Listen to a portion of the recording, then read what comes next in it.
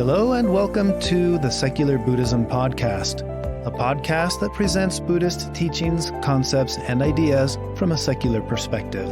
You don't need to use what you learn from Buddhism to be a Buddhist. You can use what you learn to simply be a better whatever you already are. I am your host, Noah Rasheta, and let's jump into today's topic. I want to start this podcast episode by sharing what I consider to be a funny story. This happened about 8 years ago. It was a time that I was so frustrated and so upset that I physically tore my shirt open out of anger and frustration. So let me give you a little context to what was going on here. At the time, we had Jonah, who was our German foreign exchange student living with us, and it was the end of his year abroad, and he came out to California with me to watch a paragliding trip that I was going to do. I had already been flying. I was still very much a novice, and I went out with my instructor to learn how to do a certain type of flying called ridge soaring. Now, with ridge soaring, you ride the wind in a very similar way to riding the wave of water. So imagine surfing. The way surfing works, if you can picture this, you have the board that's riding the wave, and it's the very shape of the wave that lets you surf. And if you go too far out in front of the wave, you sink. If you get pushed back, you'll also go over the wave on the backside and you'll sink. So the wind works the same way. The wind will flow over a ridge, and the ridge is shaped like the wave. So as the wind flows over it, you can soar inside of that space right along the ridge. And this was new to me. So I went out there with all the excitement and enthusiasm to learn this new style of paragliding. And it turns out it's quite difficult. Now, if you've ever flown a kite, you may recall how on a very windy day, you can feel that tension in the line of the kite. And it feels like the kite wants to kind of pull you over, and you have to hold it really strong. Well, imagine having a piece of fabric that's like a kite, but it's 30 times larger than a kite, and it's you can't just let go. You're connected to it. So I was out there learning first how to control the wing on the ground, and it turns out it's much more difficult and much stronger than anything I had tried before. Because for our normal powered paragliding, you don't have strong wind. You run and you inflate the wing overhead, and then the faster you run and the motor starts pushing you, then you just climb up like an airplane does. But to do ridge soaring, you have to launch this piece of fabric in very high wind. And it's that same feeling of being tugged like a kite would tug you, but it's your body because you're connected to this wing. And I was just being thrown around like a rag doll. I thought I knew how to control the wing pretty well, but not good enough to avoid being dragged around. The temperature was cool. I'd say it was in the 50s or 60s. You have this wind coming off the water. So I had suited up with a thermal liner, like a thermal underwear shirt and pants, and then I had a flight suit that's like a windbreaker one-piece suit. And as I'm sitting there on the ground really wrestling with the wing, and it's just pulling me around and it's dragging me across the sand, I was putting in a lot of effort fighting it and getting really hot. I've mentioned in previous episodes, I don't get hangry, that term hangry, when you're really hungry and you start to get really upset because you're hungry. I don't have that, but I do have that for heat. As soon as I start to heat up and I feel that sensation of feeling really hot, I start to get really angry, and I don't know if anger is the right word. It's kind of like claustrophobic. There's nothing I can do about it. So back to the story, I'm being dragged around the side of this hill because it's a sandy hill. Any effort of trying to go up and down the hill is a lot of effort. If you've ever tried to climb in sand, you'll know what I'm talking about. And I'm just being dragged around, and I'm fighting and I'm resisting. And finally I get the wing down just under control so that it's not dragging me, and I go lay on the wing so that it won't fly up anymore.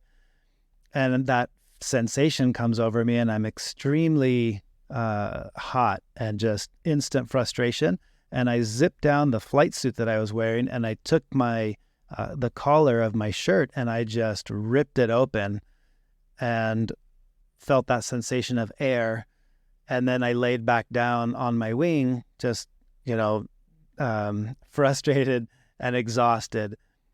Meanwhile, Jonah, who's watching all of this, just starts laughing, and he tells me, I've spent a whole year living with you, and I've just known you to be this super calm, patient person, and I've never seen this side of you. He's like, it was actually really fun to watch you flailing around, being dragged in the sand, and then out of frustration, rip your shirt open.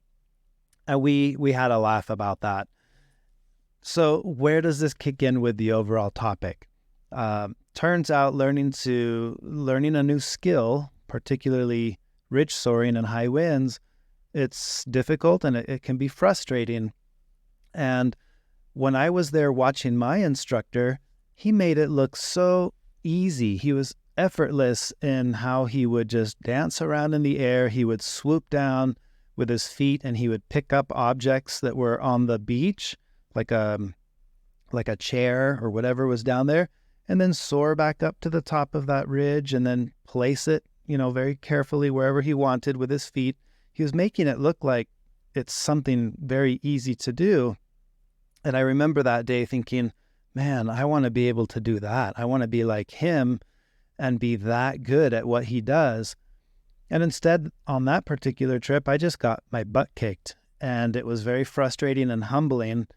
And then I asked him to help me because he was there, and we spent the rest of the 3 or 4 days that we were there learning. I did get to soar, but never gracefully. It was my first trip there. And so that was my experience the first time I went ridge soaring. Now, fast forward 8 years later, now I'm an instructor, and when I go there, I can make it look easy and effortless just as he did.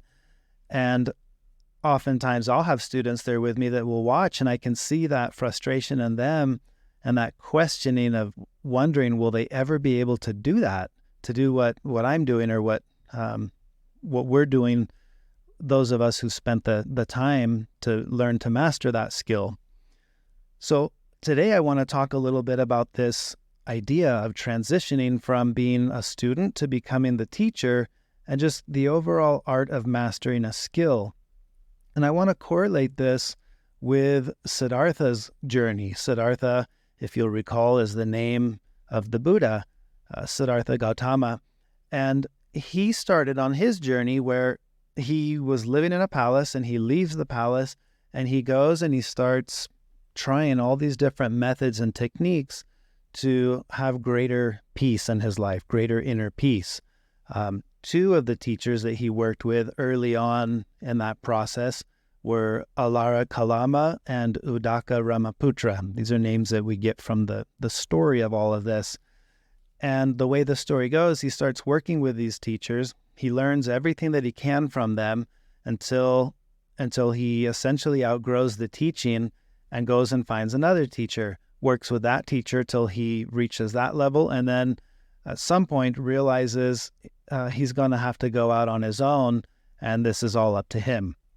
So I've been recently reading Karen Armstrong's book, Buddha, where it talks about the origin story of the Buddha. And I was deeply moved by this pivotal moment in Siddhartha's life where he comes to the decision that he needs to strike out on his own and to accept the Dhamma of no other teacher. That's how it's worded in the book. Dhamma means teaching, and this pivotal moment, a profound choice was made that he needed to rely on his own insights. And that's a fundamental concept that I love about Buddhism, that we are our own greatest guides. Reflecting on Siddhartha's journey, and I think about that pivotal moment when he was working with his teachers and he realized, okay, I can do what they can do. He outgrew those teachings and he needed to figure out, now what? I'm going to go out on my own. And it reminds me of the deeply personal nature of our spiritual quest, and recognizing that enlightenment, or the path to enlightenment, is one that we need to walk independently. So I want to read the quote from this particular part of the story in chapter 2 of this book. It says, quote, "Henceforth he would rely solely on his own insights. The established forms of spirituality had failed him, so he decided to strike out on his own and to accept the Dhamma of no other teacher. Surely, he cried, there must be another way to achieve enlightenment.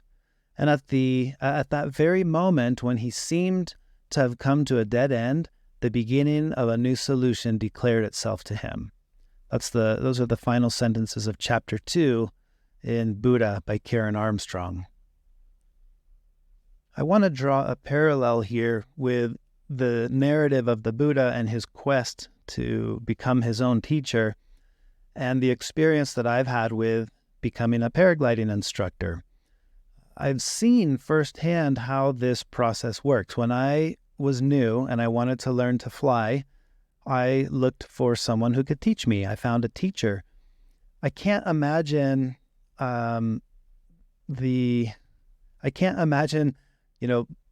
going somewhere, the edge of the mountain, for example, and connecting myself to a harness and a wing, and then just running off the side of the mountain.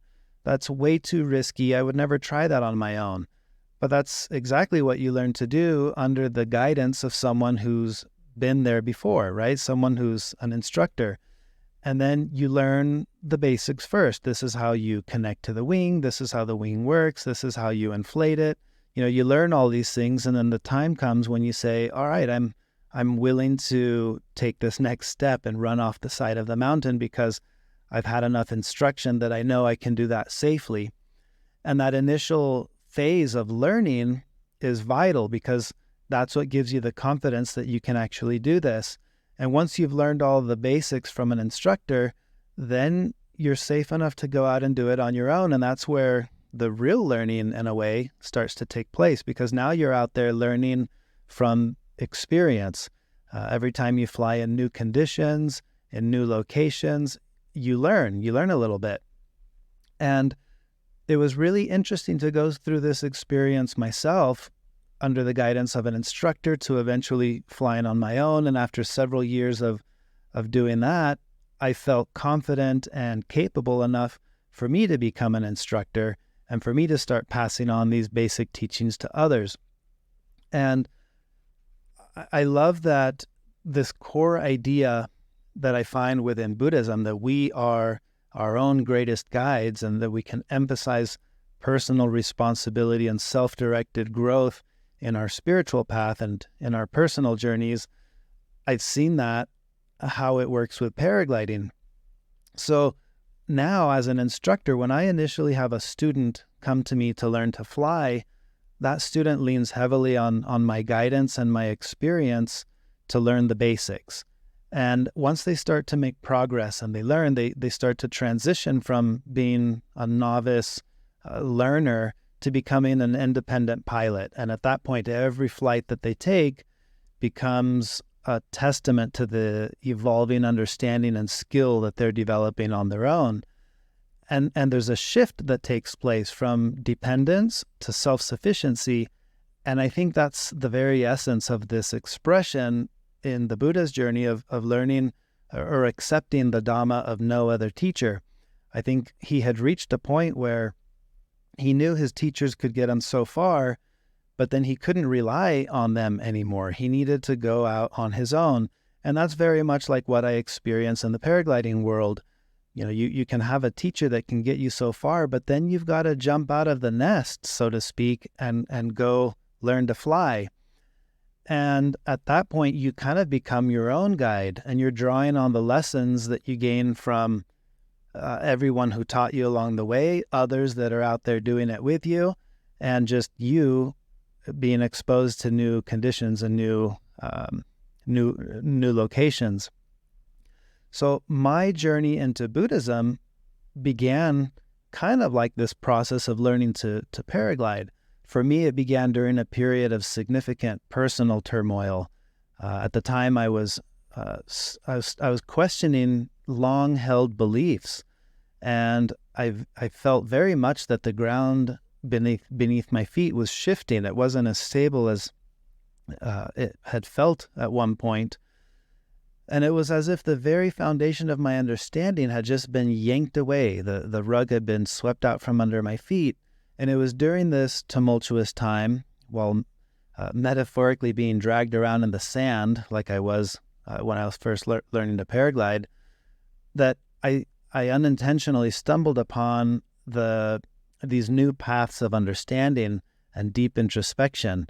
And this was my serendipitous encounter with Buddhism and with the teachings that Buddhism was offering. It was like a lifeline. It was like being dragged in the sand with the wing and then telling my instructor, hey, help me. How do I do this? And through guidance and through learning little techniques, I eventually was able to reach the point where I'm not being dragged around in the sand. I'm actually controlling this wing above my head. And then a little bit after that, eventually you can actually fly with it. And that's how I felt in the initial stage of my journey with Buddhism. In those early stages, I didn't have a teacher that I could rely on, but I had resources. I had books. I devoured every online resource that I could encounter, and then started working with a teacher when I did the lay ministry program. But as I started to delve deeper into these teachings and concepts, I realized that the most valuable insights came from within, from experiencing life and adapting to its ever-changing Tetris pieces. And that's where a huge sense of confidence started to arise in me when I realized I can handle these pieces as they come my way. I can pivot. I can figure it out. I can, it's on me. Meanwhile, in my paragliding journey, a similar thing was happening because I had started to learn. First, I went and did this as a hobby and realized I really enjoyed it. And then my progression from novice to experienced paraglider pilot was happening simultaneously with my spiritual journey and the spiritual growth that I was experiencing. And eventually that led me to teach and guide others. In both of these things, I ended up on a similar path. And this experience highlighted what I consider to be a timeless truth, that to truly learn, one must teach. And it came to a point in both my Buddhist studies and also my paragliding activities that to really understand well as a student, I needed to be capable of teaching the things that I was doing and learning. So I started doing that in both of these things. I started the podcast. I started writing books about Buddhism. In paragliding, I started a flight school. And this helped emphasize an additional truth that I realized, that to teach effectively, one must continually keep learning. And as a result of this understanding, I began to see both paragliding, in paragliding and in Buddhism, that both learning and teaching were highly intertwined, and they perpetuate each other in this endless cycle where learning enables teaching, but teaching also enables learning.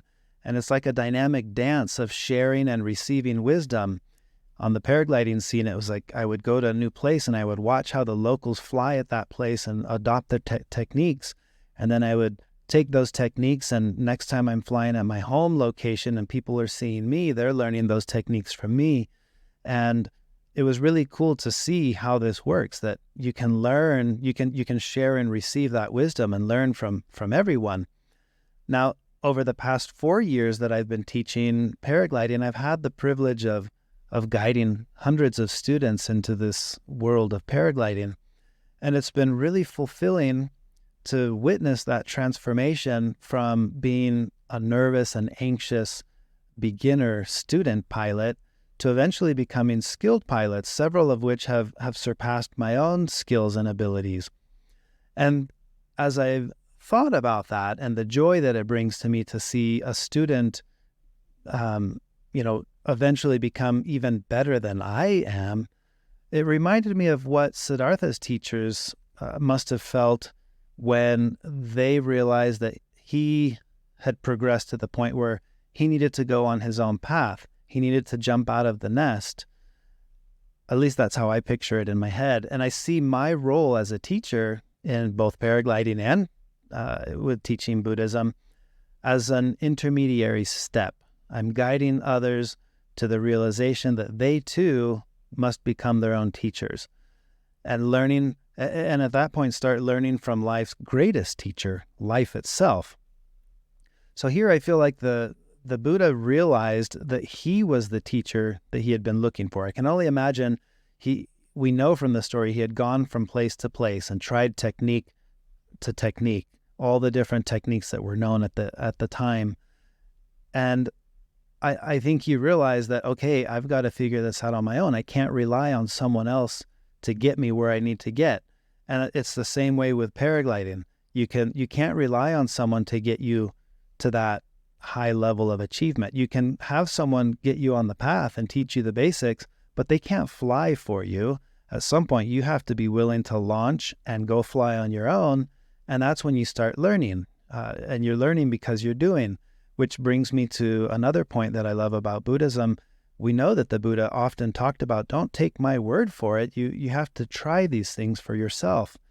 And that's very much how it works with flying. I can tell you all about the joy and benefit that I get of going to fly, but you're not going to know what that is unless you go fly yourself and you start to experience the same thing that I'm doing. So I like correlating these two ideas, and I like relating this idea to the experience of becoming an independent paraglider pilot, where reliance shifts from the instructor to one's own abilities, and you start to learn from everyone and from everything. And we see this echoed in a lot of Zen teachings, that everything can be your teacher, that everything you can learn from anything, any experience that you're going through. And this is a really neat concept to keep in mind, the nuance of learning and teaching as intertwined processes, where you can try to convey something that you know, and the process of teaching it will only help you to learn it better. I think that's a really neat thing to experience, and it's part of why in our paragliding training we have students from previous classes come back and join the new class and help as helpers and as assistants. They see us teaching, they see the new students learning, and they're trying to help the new students, which now puts them in the role of instructing, which in turn deepens their understanding as learners and as students. And I think that's really cool to be able to do that. So one of the things that we can ask ourselves for those of us that are on a spiritual journey, practicing Buddhism or putting Buddhist teachings and concepts into practice, how does our journey transform when we start to become our own teachers? What insights can we gain from life's unpredictable Tetris pieces? If we consider each one of these pieces as a teacher, when it comes and you're experiencing here's a flat tire, or here I just lost my job, or I just lost a loved one, whatever it is, not just negative ones, but also the positive pieces that come our way, if we could ask ourselves, what can I learn from this? And what way does this experience that I'm having help me to be more skillful at living life?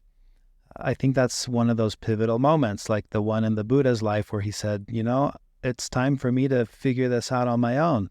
That's the essence of his journey to enlightenment, is that there's no relying on anyone else. It's like I've learned what I can from everyone else, and now I need to be confident in myself, in me, and I need to go out and just live and see how all this is going to work. I think about that a lot with my journey of paragliding and teaching paragliding, and that milestone where you realize, okay, that for any more learning to take place, it's going to be on me. And of course, I can still learn from others. I can still read books and watch videos and, absorb what I can from everyone. But what happens is mentally, I start to see everything as my teacher. Today the wind is extra strong. Well, that's my teacher. Whatever the scenario is, it's my teacher. And I think this is where we can take this concept and apply it in a real life context, that the time comes where we have to allow ourselves to figure things out. I see this again with the paragliding journey. There comes a time when you have to allow a student to figure it out on their own. You've told them the technique, they've practiced it, and now the only way they really learn it is to just do it. And early on in the stage of learning, this happens on the ground where you're kiting the wing above your head and you're telling them, you have to lean this way and pull that brake and pull this left hand and twist your hips this way. You teach the technique, but then there's no other way for them to figure it out but to just do it until they figure it out. And that stage can be frustrating for both the student who's just not getting it and for the instructor who's like, I don't know what else to tell you. I keep saying left and you're doing right. So it's like, there's nothing left for me to say. Now you just need to do it. But that's where it becomes a matter of practice. They do it, and then it kicks in, and then muscle memory gets programmed. And before they know it, just like that transition of learning to ride a bike where you're struggling, and then suddenly it clicks and you're doing it. I think the same thing can happen on our spiritual path. And I like to think about that in the Buddha's journey. It's like you're struggling, and at some point it all clicked and it came together and he realized, I can do this. This is on me now. And I've thought about that often in my journey with Buddhism. And I've seen it the same way it's happened with paragliding. It's like you start to learn these basic things, meditation, and how does this technique work? And I put it into practice every day. And then before you know it, you're like, wow, I feel much more centered and I'm experiencing much more inner peace, not because I've eliminated pain and suffering, but because I've learned to become comfortable with discomfort and to find peace and joy in the midst of pain and suffering. And that is one of those big milestones that you start to say, you know what, I can do all of this.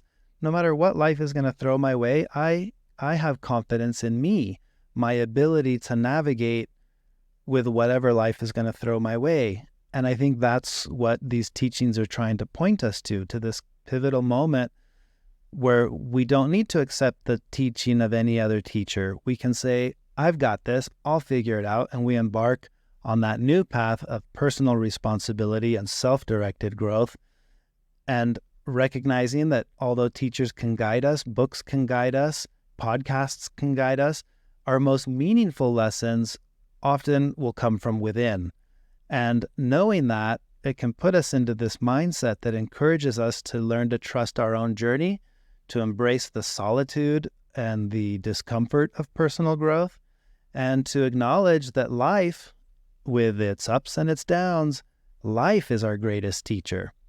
And I think this principle should form the foundation of every quest for wisdom. It should remind us that the most profound insight is the insight that we discover within ourselves. We don't need to be out there looking for this anywhere else, because it's to be found here, looking within. So I want to end this podcast episode with a quote that I really enjoy from Matsuo Basho.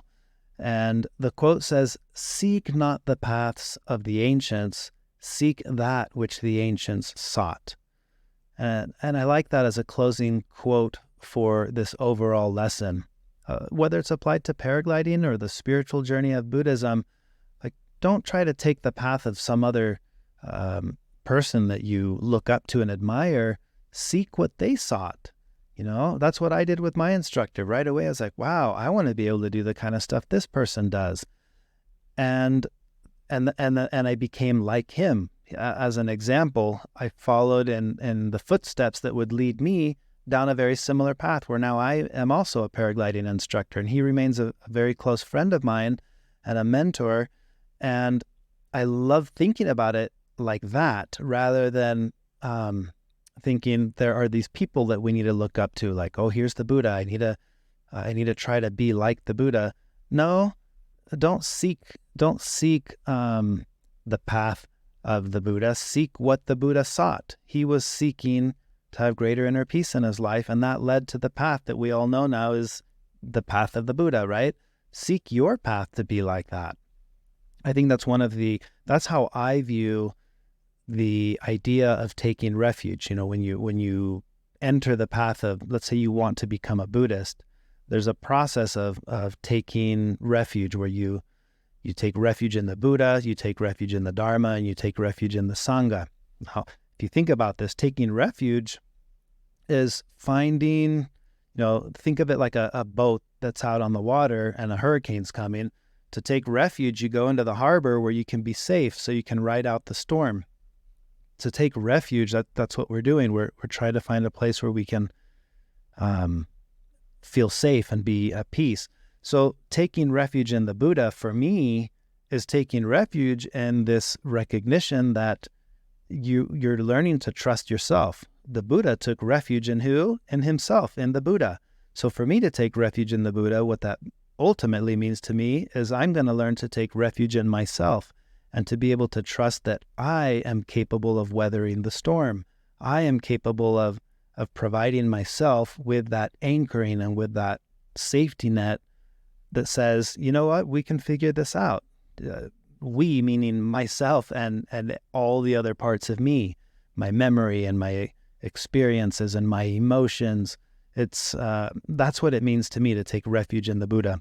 So I think that ties in with this overall concept of not having to rely on any other teacher, but learning that we ourselves can be the teacher that we've been looking for. So I encourage you to reflect on your own path, the path that you're on, and consider the transformative power of self-reliance and internal wisdom that you will gain on this path as you learn to look within. Instead of looking outside of yourself for these answers, learn to look inside and to find that wisdom on your own quest for greater inner peace and greater personal growth. That's all I have for this episode. Thank you for listening. Thank you for joining me today on the Secular Buddhism Podcast. If today's insights resonated with you, then there's so much more in store.